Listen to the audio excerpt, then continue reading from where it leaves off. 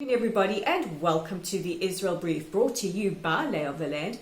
I'm Rolene Marks, your host, bringing you the top stories from Israel and surrounds every Monday to Thursday, right here on this platform and also on YouTube. And if you haven't already subscribed, please do so by clicking on the big red subscribe button. And where can you find us? At the Israel Brief on YouTube. So without further ado, let's take a look at those top stories. And we begin with our favorite story, which is the normalization track. And earlier today, Prime Minister Netanyahu spoke to the Crown Prince of Bahrain, and in a very friendly conversation, they spoke about how great it was to bring peace to both countries, and the Prime Minister will be visiting Bahrain shortly.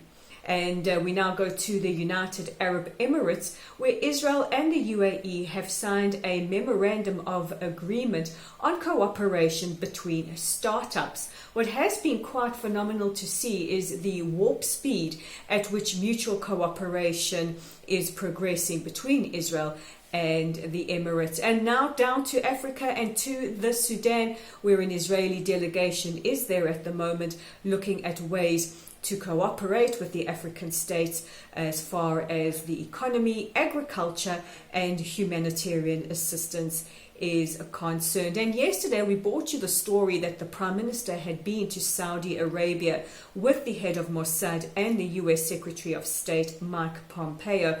Now, while many of us were watching with bated breath to see if we would have any big announcements coming out of that meeting, what we do know is that they discussed Iran, they discussed the possibility of normalization, but sadly no announcement of normalization with the Saudis has been forthcoming yet.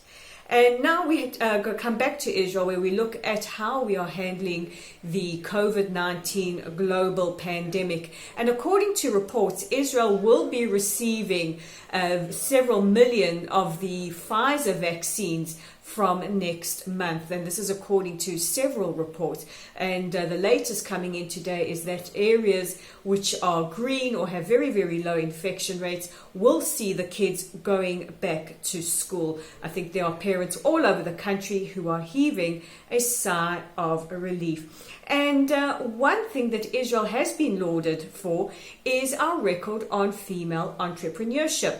MasterCard has ranked Israel the top country in the world as far as female entrepreneurship is concerned. Now, last year we ranked fourth, this year first. So what is our secret? What makes Israel such a hot place for lady business people? And one of the theories is that we have very, very focused institutional support for growing small and medium sized businesses, and it is our aim within the next 2 years at least to more than double that. So if you are a female entrepreneur and you're looking to start a business, perhaps you need to look right here in Israel. And those are our top stories making headlines today. Don't forget, you can check out our content online on our website at www.layoftheland.online. There's an article by Gabby Kraus. She gives her ways that we can weather the COVID-19 global pandemic with her customary sense of humor.